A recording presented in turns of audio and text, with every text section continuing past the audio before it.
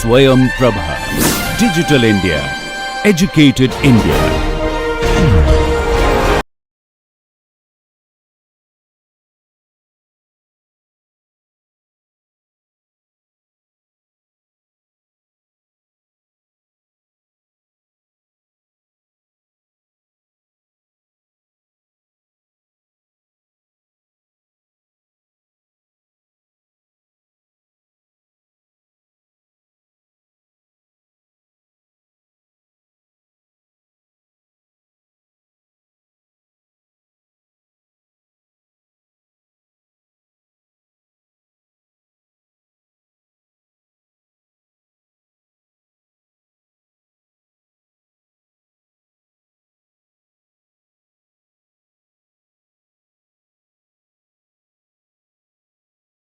Welcome to Introduction to Machine Learning. We will continue our discussion on unsupervised learning now. So we will talk about this topic called dimension reduction. The learning objectives for this module are that we should be able to write the advantages of dimension reduction. We should be able to write one of the steps for one of the popular methods for dimension reduction, which is principal component analysis. And then we should be able to expand PCA to a nonlinear method called kernel PCA using the kernel trick. And we will also look at some other nonlinear dimension reduction methods.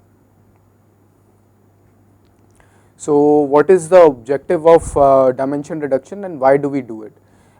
So the objective is as follows. Let's say we are given a vector x from a d-dimensional space, capital D-dimensional space, and in the space of real numbers, real vectors with d dimensions. Now we want to find a mapping f that takes the vector x and maps it to vector y, and this vector y is from another small d dimensional space such that this small d is less than capital D. That is, we are reducing the dimension. So if you have, let's say, 1000 data points and each point is 100 dimensional, we want to reduce it to 5 dimensions. So for example, x can belong to r to the power 100 and y can belong to r to the power 5. Okay. And our data matrix would be basically stacking all these together. It would belong to r to the power, let's say, n cross d. So what do we want to do in this mapping? We want to make sure that there is an inverse mapping, not exactly inverse, but let's say there is a mapping G, let's just call it a mapping G, that can go from y back to x. Okay, so basically it goes from y back to, let's say x hat, not x but x hat, such that x hat is close replica of x. So what do we mean by closed replica? That this x hat also belongs to r to the power capital D. Okay, it also belongs to the capital D space, but its distance from its respective x. So if I take the index I, right? So let's say there is an index I, ith data point. Okay, so then your distance of x hat I and xi, right, this distance should be minimized. Okay. So we can minimize in the sense of Euclidean distance square or mean square error. We can minimize that. That's the most commonly used notion of dimension reduction, but we can also have some other measures of distance. We will look at the intuition in a little bit more, in a more visual way, but this is the formal definition. So we want to minimize this distance square. So what is the advantage of going to a reduced dimension space of y with the dimension small d? The advantage is that we will have less redundancy, we will have easier classification. For example, if you are using the same data, if you are using the mapped data y instead of the original data x, we may be able to get better classification results because we don't have as much redundancy, we don't have the curse of dimensionality to deal with. It will require smaller storage to store y. Searching for a particular data set would be faster. Another insight that we want to get is that hopefully Y can unravel some of the meaningful dimensions or meaningful latent variables within X. So let's talk about a little bit about those latent variables in a bit to understand what we mean. So let's take an example. Let's say we have an object, let's say we have a square, okay, and this square I can draw in many ways, right. So this square I can draw as bigger or smaller. I can also rotate this square by an angle, and so forth. Now I can also change this square to anything else. So for example, let's take the letter A. I can write this letter A as larger or smaller. I can also rotate the letter A. Okay. So if we think about, let's say, images that have squares or letter A, and they are very similar to each other. So let's say your image dimension is quite large, it is 100 by 100, okay, and let's say it's a grayscale image. So the number of pixels that we have here are 10,000, and so this image, if we represent it as a single dimensional vector, so this image xi belongs to r to the power 10,000. That's a very large dimensional space, but if there is nothing on the image except for this rotated A or enlarged A or short or shrunk A, then I need only two numbers to describe the image. So let's say this is my image.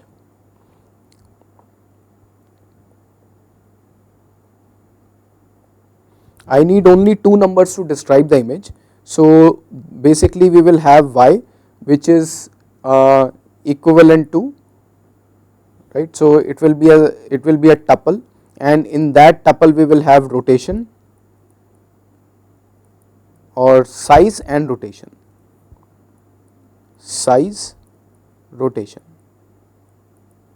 okay. Everything else is not different among the images.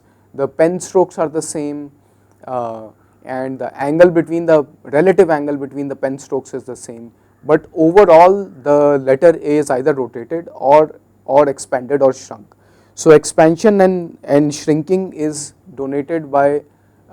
captured by one dimension of y, and the rotation to the left or to the right is captured by another dimension of y. So now your y can belong to r to the power 2.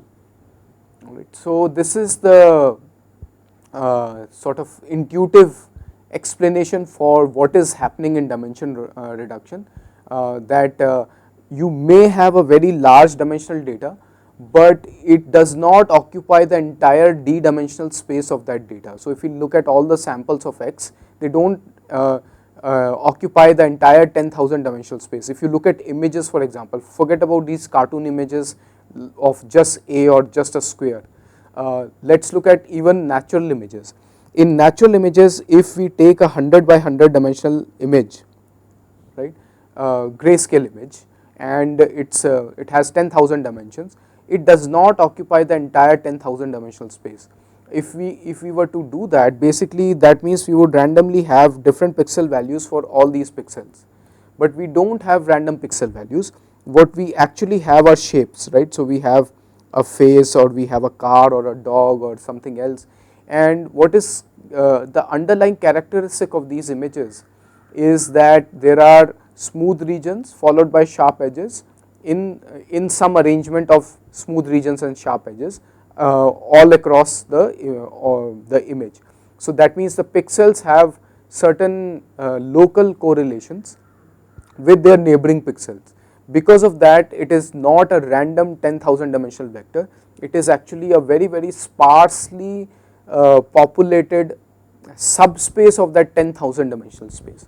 So the question is, can we find those subspaces, and can we find a mapping to those subspaces such that inverse mappings will reconstruct the image without much loss of the reconstruction accuracy.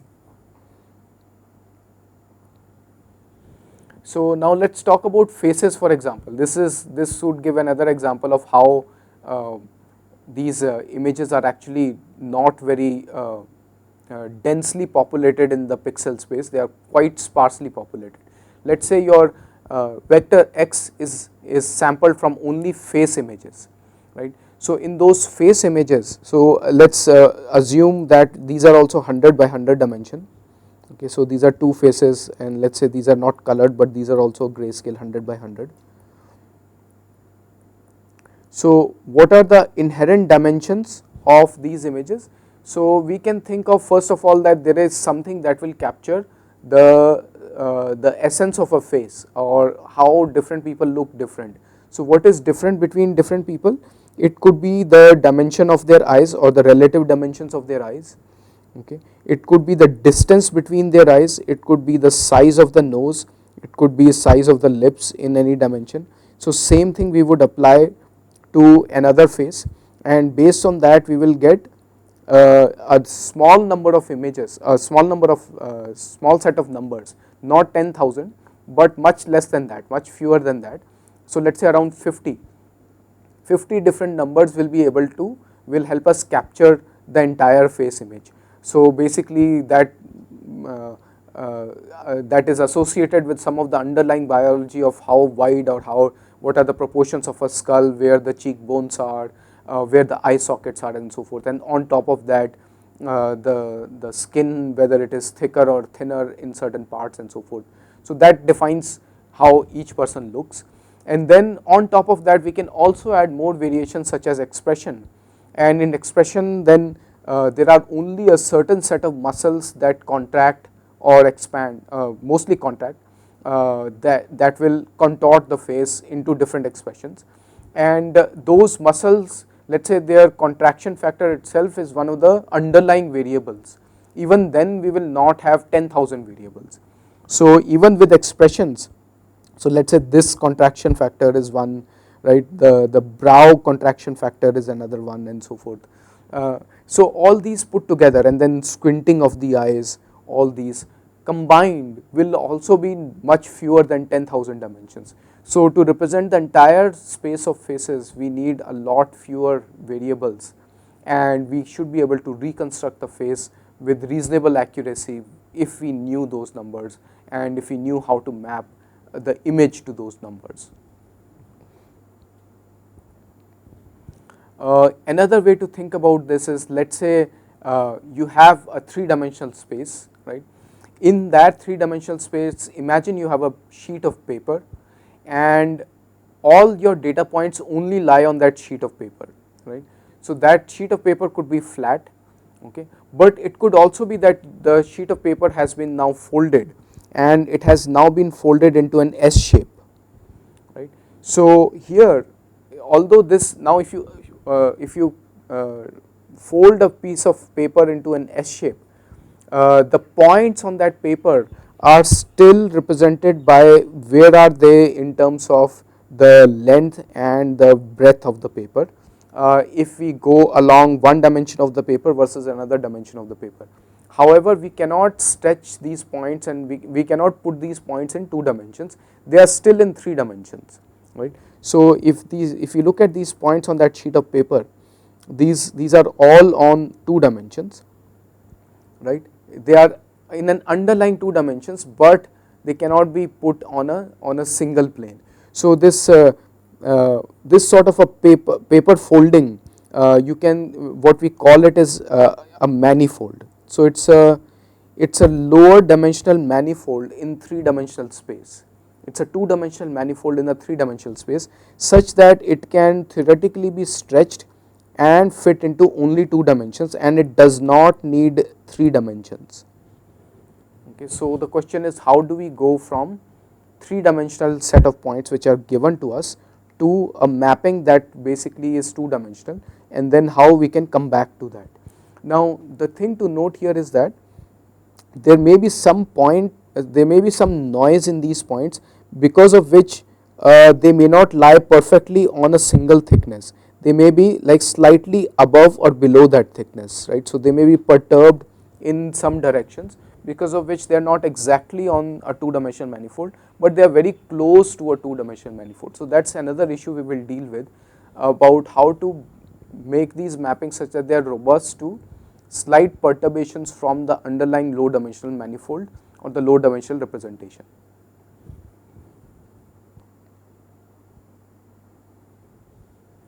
So now let's make the problem slightly simpler. Let's talk about linear embeddings in large dimensional spaces.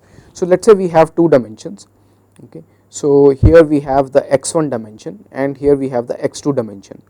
Let's say all the points that we have, they lie along a line.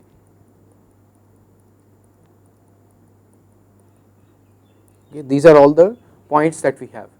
So inherently what we have is that underlying these, although these points are in two dimensions, they don't don't have x2 is equal to 0 or x1 equal to 0 for all the points, or a constant even.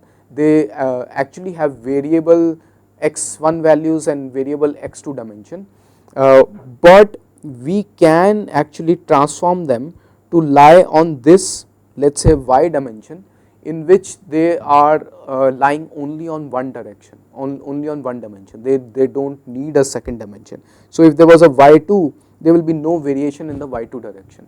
Okay, so that's an example of a linear mapping, where in the mapped space, in the y space, we have only one dimension, although in the original space the data was lying in two dimensions.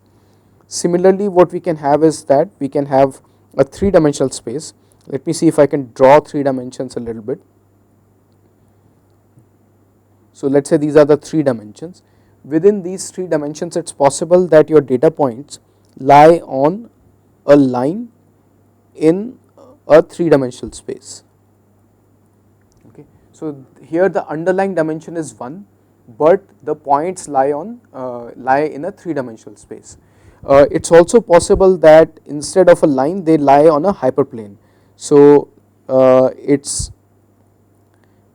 think of a flat sheet of paper. All the points lie in 3D, but they lie on a flat sheet of paper in that three-dimensional space. So that then their underlying dimension would be 2, but they are lying in a three-dimensional space.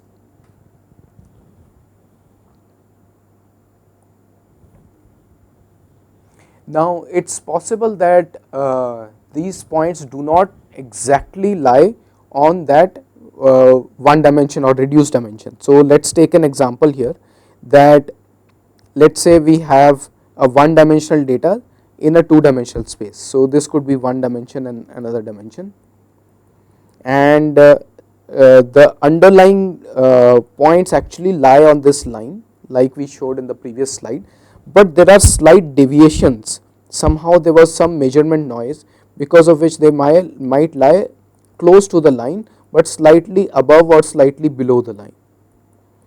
Okay. So this gives rise to the notion of reconstruction error. So now let's say if we were to map this into a new space, into this y space where there is only y1, right, and in this y1 space, if we were to map these points would actually fall exactly on the line, and we will ignore the deviations from the line.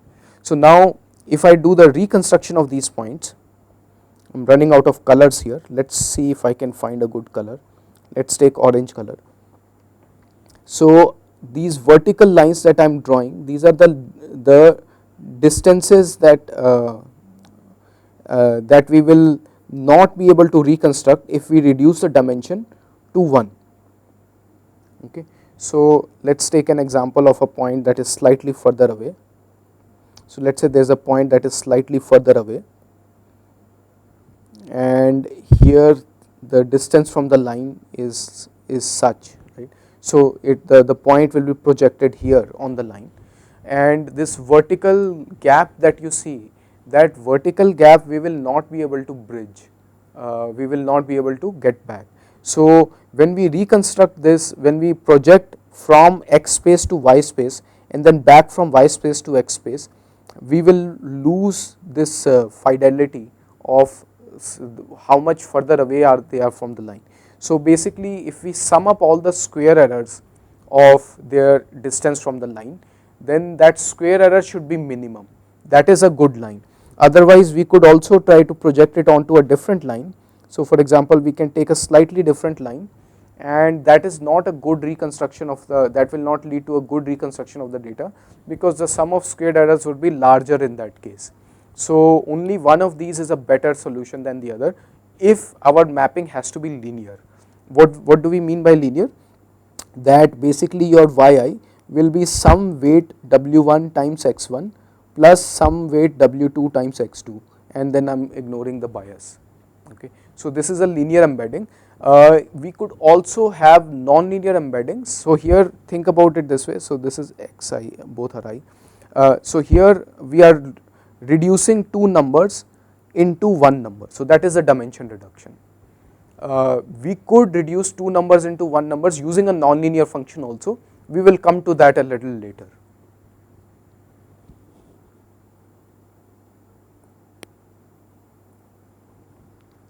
So the objective of one of the linear dimension reduction techniques, which is called principal component analysis, quite popular and also quite fundamental because a lot of other techniques are based on that, is the following. So basically let us say you have d original dimensions, capital D, and we want to find small d fewer dimensions. So basically what we want to do is we want to project data into small d directions such that all directions are orthogonal to each other and they explain the maximum possible variance of the data. So let us visualize this a bit. So let us say we have two directions x1 and x2, we have two variables x1 and x2, and in this variable, in this space, the data lies along one line or almost along one line. So it lies along one line, but there are some variations, there are some deviations from that line. So now if I find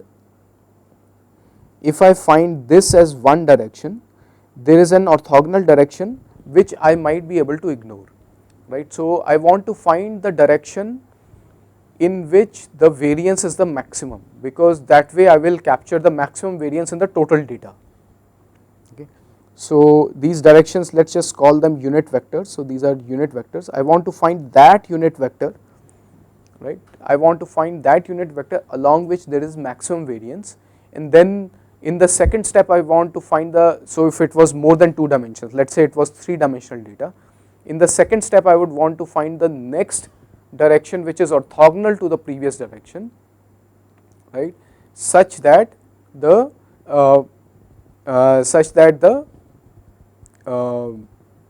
what do you call it, such that the variance, the remaining, among the remaining variance, it is the maximum variance. Okay. So the outline of the algorithm for PCA is the following. The first step that we do is mean center the data. We will first shift the axis such that the axis, oops,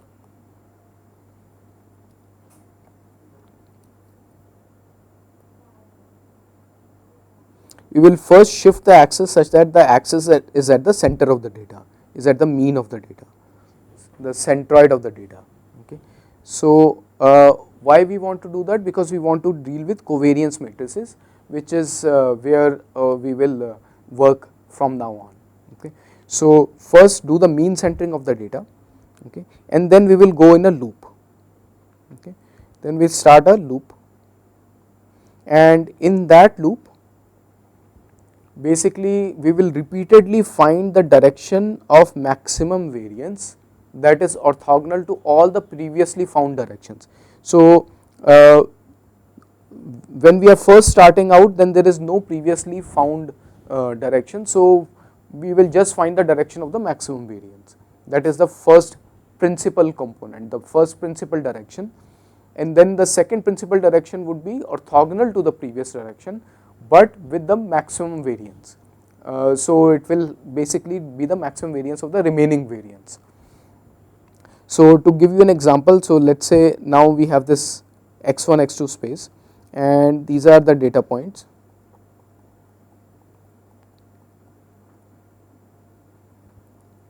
So the direction of maximum variance, now if we think about the center of the data, which is the mean of the data, from there we can have many different directions. We can have this direction, this direction, this direction, etc. Right. So we find the direction which has the maximum variance, because that is the first principal component, and then we are only left with what is orthogonal to it in 2 dimensions. Whereas in 3 dimensions we would have an entire plane of directions in which we will have to choose the second direction, and then the third direction will be fixed. So once you have capital D minus 1 directions fixed, the last direction is fixed by the other D minus 1 directions. But for before you reach the last direction, you have a choice of finding the directions. For the first one you have the maximum freedom, then you have one less degree of freedom, then one less degree of freedom, and so forth. So how long do we keep doing this? Do we go through all the D directions, capital D directions? No, we stop at small d directions. So we stop until the percent of variance, desired percent of variance is captured, or the number of directions is number of dimensions is achieved. Like let's say we have either a stipulation that we want to capture 95% of the total variance, or we have a stipulation that we don't want to exceed more than 5 dimensions when we are doing PCA. Either of the 2 stopping criteria can be used to basically end the principal component analysis algorithm. So now let's look at these steps in more detail. Okay, so this is the complete PCA algorithm. Okay. Here the first step is that we want to do mean centering. So basically if you have the data xi, right, we will compute zi, which is xi minus mu x. Mu x is basically the dimension wise mean of all the data points. Okay. So if your data matrix, what does your data matrix look like? So your x will belong to r to the power n cross d, right, and your mu x will belong to r to the power d. So basically the d dimensional. So all the n points you will take the first dimension, take its average, you will take the second dimension, take its average, and so forth, and you will stack all those averages together and you will get the mu x vector. So you subtract that from each data point. So now overall your data on an average lies at the origin. So your zi is xi minus mu of x. Okay. Now we want to compute the covariance matrix of C, and the covariance matrix is nothing but we can take the Z transpose Z of the data matrix, okay, and divide it by n. Basically we can take Z transpose Z and divide it by n, each element by n. N is the number of data points, okay, and we will get the covariance matrix C. Now this covariance matrix, what is the dimension of this covariance matrix? This covariance matrix belongs to r to the power d cross d. Okay, keep that in mind, not n cross n but d cross d. This the number of dimensions times the number of dimensions. It's a square matrix. The other property of this covariance matrix is that C is a positive semi-definite.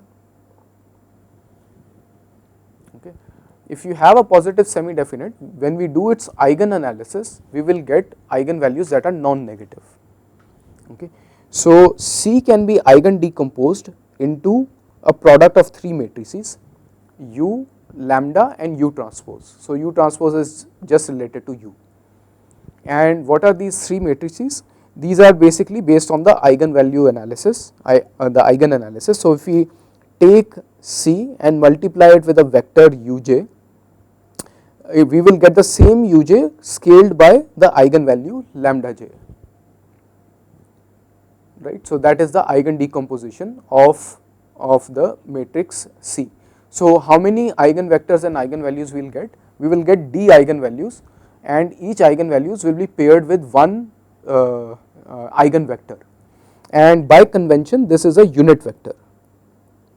Unit vector, that means its L2 norm will be 1. Okay, so Uj, U1, U2, U3 up to U capital D, they will all be unit vectors, and lambda 1, lambda 2, lambda up to lambda d, these will all be positive, non-negative real numbers, okay, for a covariance matrix, and they will satisfy this property that lambda j uj is equal to C times uj.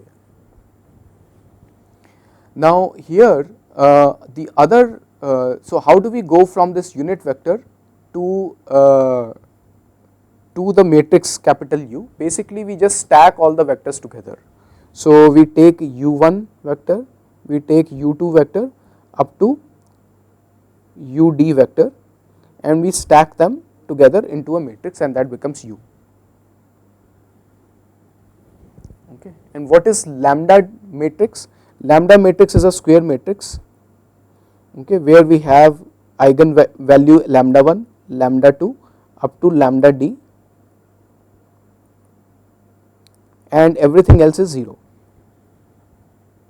Okay, so this is your lambda, capital lambda matrix. Okay.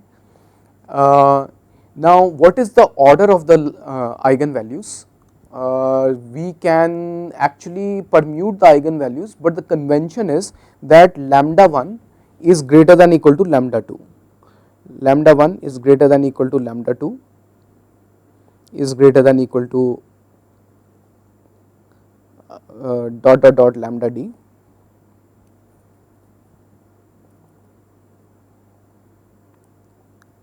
okay, and it is greater than equal to 0.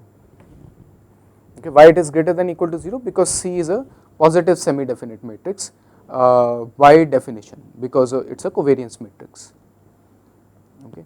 So this is the step up to the step of eigen decomposition. All right. Now here comes the principal component part. So what is basically these ui, u1, u2, u up to ud? These are basically different directions. These are unit vectors. These are directions in the d-dimensional space, and all these directions are orthogonal to each other. Okay. And if we pair them with their eigenvalues such that the u1 corresponds to the largest eigenvalue, u2 corresponds to the second largest eigenvalue, and so forth, then what we will get is that the direction u1 will capture the direction of the maximum variance, u2 will capture the orthogonal direction of the second maximum variance, u3 will capture the orthogonal direction of the third maximum variance, and so forth. Okay. So this is precisely what we need, because now this sets us up to discard certain directions that we don't need, certain projections that we don't need, because there the variance is very low. Okay. We can capture those with the maximum variance, and that variance is actually represented in the magnitude of the eigenvalue, the lambda 1, lambda 2, lambda 3, and so forth. Okay. So how we do this direction selection is that we will assume that this covariance matrix has an underlying dimension of small d now, not instead of capital D. And how do we do that? Basically what we say is that we will take a lower block of the lambda matrix, and we will set all the eigenvalues to 0. Okay. So lambda capital D plus 1 to lambda small d plus 1 all the way up to lambda capital D. These ones we will not worry about. Okay. What we will do is we will set them to 0. Okay. In the process of setting them to 0, we are as if saying that those directions don't matter, we are setting the u also to 0, u d plus 1 to u capital D.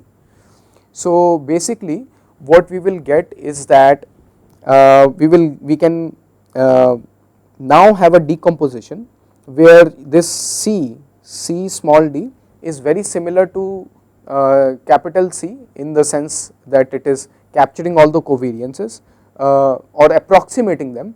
If we take that, we will now have a smaller lambda in the sense that it will have only d non-zero entries, small d non-zero entries. Okay. We will have all the d minus d eigenvalues set to 0. Okay, so we are dropping those dimensions. In fact, we can actually make a U matrix where we take the upper portion from d plus 1 to capital D, and we can set it to 0, not set it to 0 but just not use them at all, and we can shrink the lambda matrix also to small d times small d. Okay. So now this is the new approximation of the covariance matrix, and we can project the data from Z to the desired subspace Y, with where the dimension of Y in the dimension of small y is only small d, not capital D. So how we do that? We take the data matrix Z and we multiply it with UD, where basically these are the first small d eigenvectors. So what are the dimensions here? Your y is of dimension n cross small d, okay. Z is of dimension n cross capital D, and UD is of dimension capital D cross small d. Okay, so this is the projection, and this is how we get small d numbers for the capital D numbers, such that these small d numbers capture the variance that was associated with the capital D numbers, and they represent orthogonal directions. Okay, those orthogonal directions are captured in UD.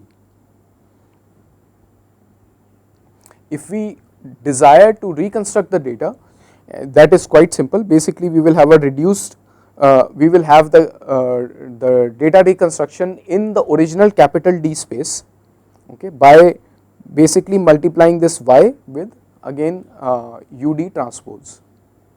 Okay, so you can do the math. Basically, this all the three things that you see in this equality, they will be of size n cross capital D. And the reconstruction error can be the Frobenius norm of the original data matrix, okay, minus the reconstructed data matrix, and it is related to this lambda minus lambda d. So basically we are only discarding the variance proportional to the discarded the eigenvalues. Okay, so which is, this basically is equal to the sum of I is equal to 1 to d lambda I, okay, small d, sorry, this will be I is equal to d plus 1 to capital D. So this is basically what we will not be able to reconstruct. This much variance we will not be able to capture. So this principal component analysis is quite useful, and it is quite standard for using for basically capturing the underlying variance and reducing the dimensions. Before deep learning came into use for face recognition, some researchers have tried with eigenvectors, eigen projections or principal component analysis projections of face images, and try to use that for face recognition. So basically, imagine if you have face images, all of them are 100 by 100. So your data lies in a 10,000 dimensional space. Now this 10,000 dimensional space, and let's say you have 100,000 faces, you can do a principal component analysis and reduce it to 7 dimensions. Okay, so the first dimension will capture the sort of like the average variation face behavior. Second would capture the deviations that are left from the first one, and the third will capture, and so forth. So these are the 7 principal component analysis, 7 principal components of face images. Okay, so you can see that this looks like an average face, not an average face, the first deviation from an average face. So if you take an average face, we are subtracting the average, we will either add or subtract some portion of this, then we will add or subtract some portion of these. So these two will capture most of the changes in most of the variation in different face images. and then we can keep adding the components. Up to 7 of them can reconstruct the face image quite well is what was found, and because of that reconstruction these 7 dimensions were also enough for face recognition. So principal component analysis that we saw until now was basically finding a linear projection, okay, and it was not using any other information such as label information, so it is an unsupervised linear dimension reduction technique.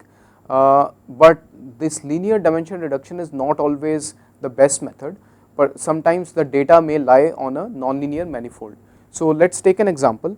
Let us say you have 2 dimensions x1 and x2, right, where x2 is actually perfectly related and it is predictable based on x1, and it is, let us say, sine of x1.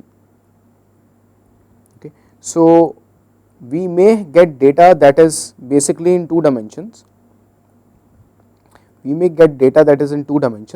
but we know that actually along this thread that looks like a sinusoidal wave there is only one direction.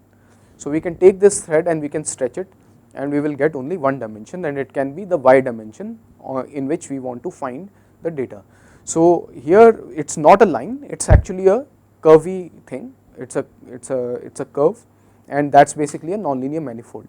An example of that can be found in that can be thought of in terms of faces is, for example, that if you look at these faces, there could be one dimension that is basically capturing different kind of contortions, another direction that is capturing another kind of contortions and so forth, and there could be yet another one that captures a different person altogether.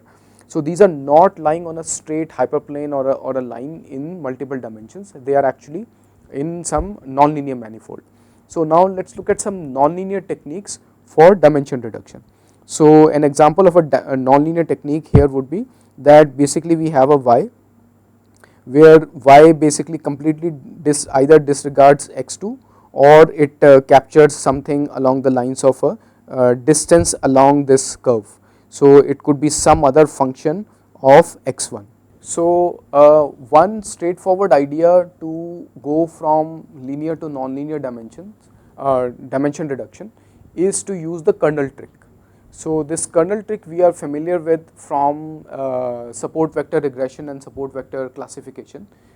Basically the same idea is being used here, that we try to find wherever we can manipulate the mathematical expressions that are of the type phi transpose phi, and we imagine that instead of that we are actually taking some feature, we have x transpose x, and we imagine that we are actually extracting some features phi of x and phi of x transpose phi of x, and we replace this with a kernel. So let us say if these are 2 different points xi and xj, we will replace it with a kernel k of xi and xj,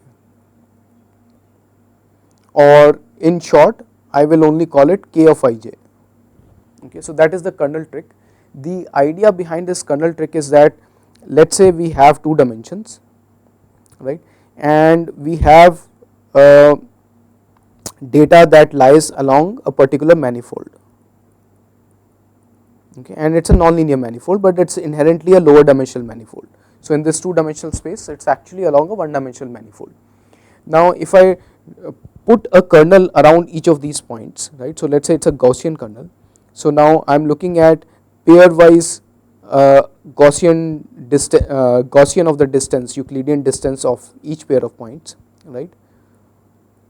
So basically these are the contours of that Gaussian that are along each of these, right, and now I look at only the relative distance between all of the similarity between these points.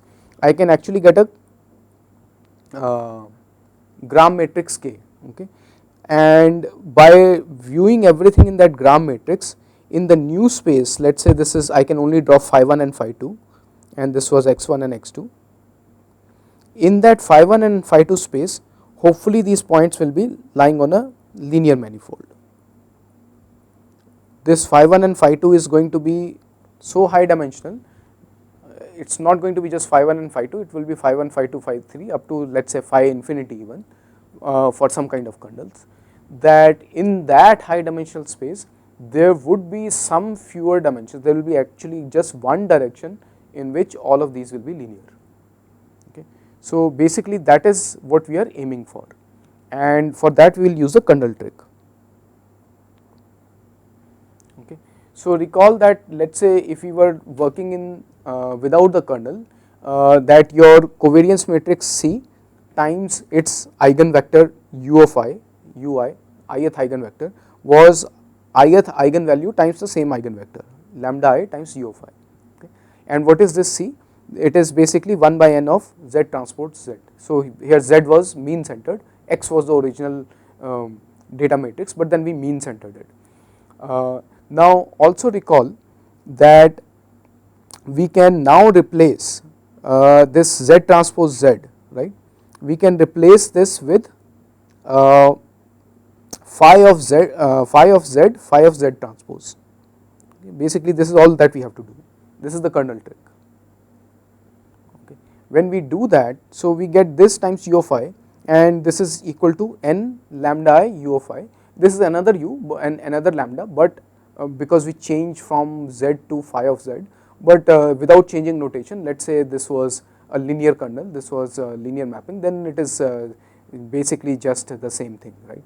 Now what we get now is that we can now substitute for u of I, we can, instead of that we can substitute a quantity which is ain times phi of zn and sum this over all n.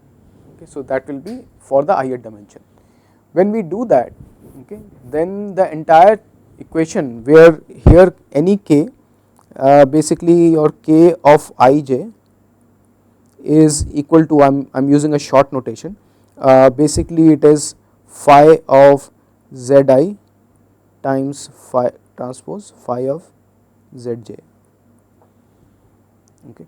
So with that notation what I will get is, when we substitute it back, this back into this, right, into this equation, what we will get is a sum over n of k ln and then sum over m of aim k nm, and that will be equal to, on the right hand side we will have n times lambda I, and this u of I will be, when we do the substitution we will get sum over n of ain k ln. Okay. So this k ln is because we also have another phi multiplied on both sides, so that we get a kernel. Okay. So in matrix form what this becomes is k square times ai, and that is equal to lambda I n times k ai, and if we take the one of the k's out, what we will get is k ai is equal to lambda I n ai. So this is precisely another form of the eigenvalue problem, that we want to find for the kernel matrix, we want to find the eigenvectors ai now instead of ui, which was for the C matrix. Instead of for that matrix we want to do it for the K matrix, okay, such that this is the eigen decomposition of the kernel matrix. Now keep in mind that this eigen decomposition is now going to be in n cross n space, right, no longer in d cross d space, right. So your kernel matrix, what is the dimension of your kernel matrix? The dimension of the kernel matrix is that K belongs to r to the power n by n. So this is an n by n space. So out of those n spaces we can keep 1 or 2 or 3 directions, whatever we find to be useful, and we will use that for eigen decomposition. It is not quite that simple yet, there is some transformation you have to make to K, a simple transformation, and that transformation we need to make is because earlier we assumed that Z was mean centered. Here the equivalent phi we do not know. We do not know what is the equivalent phi because that is implicit in K, and we do not know whether it is mean centered or not. So we have to do that mean centering, and that mean centering you can look at this URL, it is quite explained quite well about how that transformation of K is done to do the mean centering.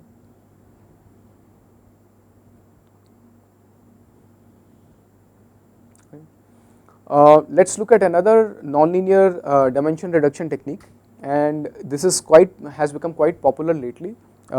It's called stochastic linear embedding. A version of that is called t-SNE, T distributed stochastic linear embedding. It's provided by, it was first suggested by Jeffrey Hinton and his colleagues, Sam Lovis and others. And the idea is quite simple. The idea is that if we look at each point with respect to every other point, right. So if you look at each point xi with respect to every other point xj, right, and we find some other lower dimensional representation for these points xi and xj, then their neighborhoods should look the same in terms of distances. So what does that mean? What does the neighborhood looking the same in terms of distances mean? So what we mean by that is that, let's say if we have a point xi in high dimensional space and it has some neighbors, okay, some neighbors are close, other neighbors are far. When I map it to yi, okay, so let's say this is xj, this is xk, okay.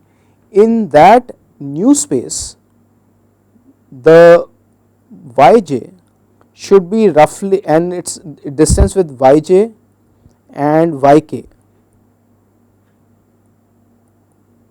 okay. So these are all points, okay. The ratio of these two and the ratio of these two in some sense should be maintained. If not ratio, some sort of relativity should be maintained. The relative distance of xi to all the other points should be same as the relative distance of yi to all the other y points, where y is a smaller dimensional space and x is the larger dimensional space, okay. And we don't want to actually find the mapping per se, we just want to find the yi's that will give us that kind of all to all relationship. So the way this is done is that we define sort of the probability of point j given point I, okay, and we find the probability of point yj given yi, okay, and we say that these probabilities should be close to each other, okay. So what is that probability? We will basically say that what is the probability of a point j given point I is basically what we will do is compute something like a softmax of the Euclidean distance, and we will scale it by some sigma. So what does that mean? That points that are closer will have a larger impact in determining this, will have a larger probabilities. So basically P of j given I is going to be large when xi and xj is a small distance and vice versa. So what is this softmax? Basically this is going to be e to the power xi minus xj, okay, divided by 2 sigma square,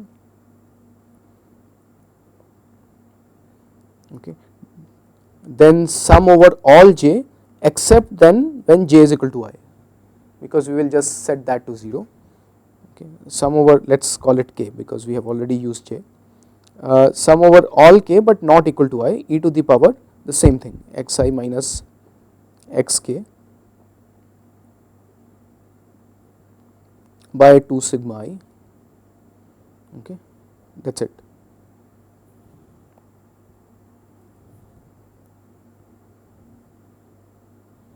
Alright. So what does this mean? That all these will add up to 1 for any given j, alright, or for any given I, all of these will add up to 1, right, and the maximum weightage will be given to the nearest point other than the point itself. Okay, so that is basically what we are saying is the probability of point j given I, right. Similarly we can have something for the projected points y also, except that we simplify this. Instead of this, what we actually use is e to the power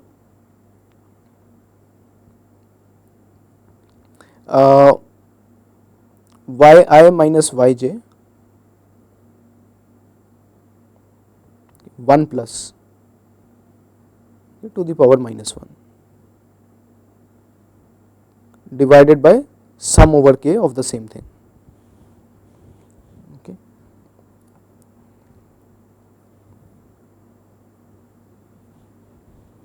Okay, that's we use that simplification, and basically that simplification allows us to find it in a canonical space. We don't have to worry about what is the sigma and so forth in that new canonical space. Okay. And this y is of a lower dimension. Now what we do is, because of this we get two matrices, right. So if we take all pairs of I and j in both x and y space, we will get a p matrix for the x space and the q matrix for the y space. Okay. So these are two matrices of size n cross n. Alright, and these have the property that their rows will sum up to 1 and so forth, because of the way their individual entries were set up. Now we want their distance to be the distance of probability spaces. Think of these as probability distributions. The distance of probability distribution is something called KL divergence. We want this KL divergence to be low. Okay, so that KL divergence is given by sum over I, sum over j. Okay, we will have this p j given I,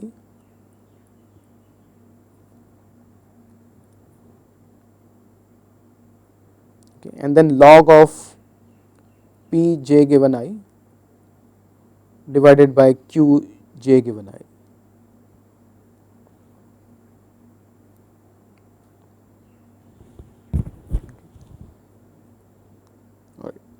And with a negative sign. So that is the KL divergence.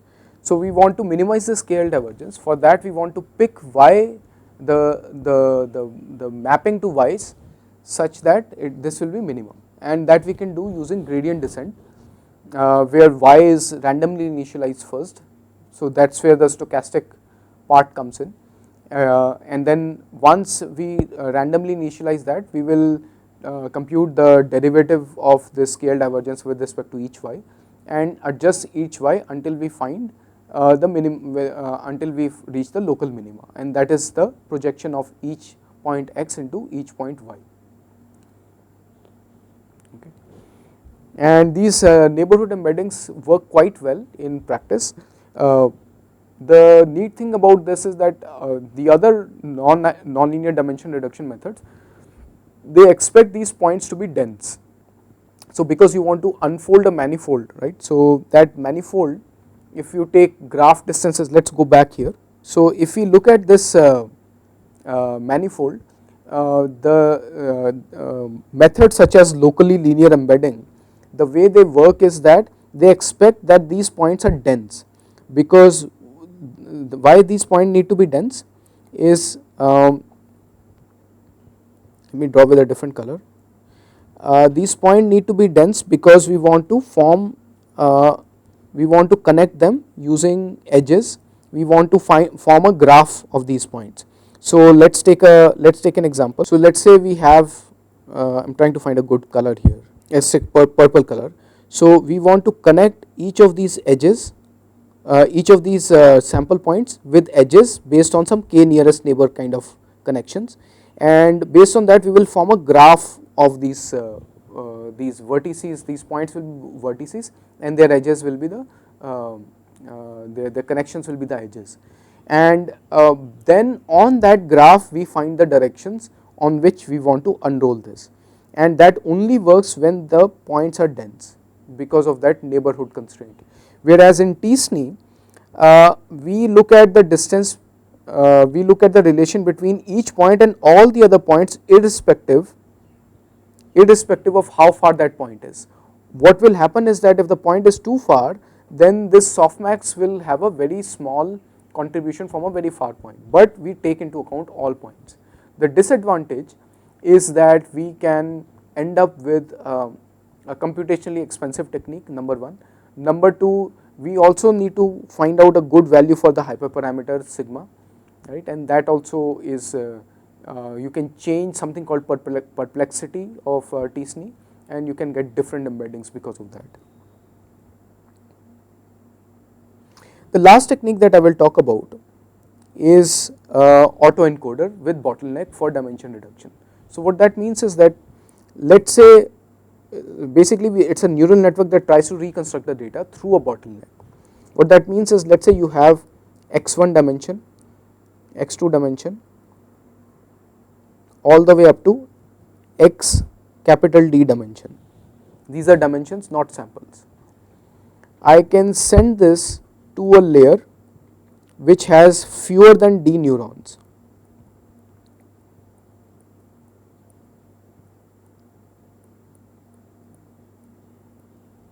Okay. Then I can send it through another layer that has even fewer neurons.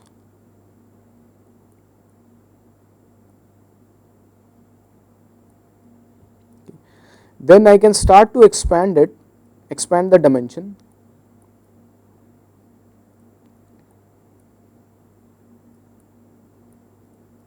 And then in the end I can have all the D dimensions. So I will call it x hat 1, x hat 2 and x hat capital D.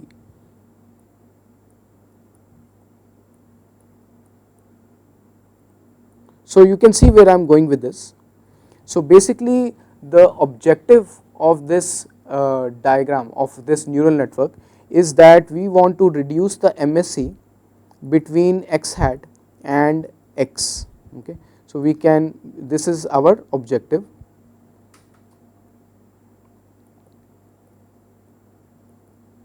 Okay. This is what we want to reduce. Okay. But the structure of the neural network is such that it progressively reduces the dimension. So this is contraction and this is expansion. A better term for this is encoder and decoder.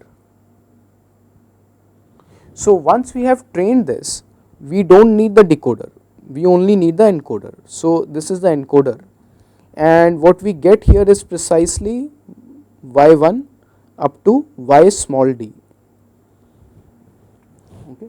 So the output that we get here, because it is trained in such a way that it will reconstruct the data well, this is a good representation of the data in terms of reducing the dimensions and without losing out on the MSE, without having too much MSE. On the other hand, because of the activation function of the neurons being nonlinear, this is a nonlinear dimensional reduction technique. Okay, so this is called an autoencoder. And we can also enforce in the loss function, we can also add a loss function for decorrelation between dimensions of y and so forth to bring better properties that these dimensions should also be independent with each other. So those things can also be brought in, but the simplest form is that we are just reducing the MSE. Okay. And the only thing is that the bottleneck, this is called the bottleneck. In the bottleneck, the dimension is much lower than the original dimension. So we are forcing all the information to flow through a fewer numbers so that we can reconstruct the original numbers, the large set of numbers. Okay. With this, we come to an end of this module. I hope you learned something useful about dimension reduction, both in the linear domain as well as the nonlinear domain. Thank you.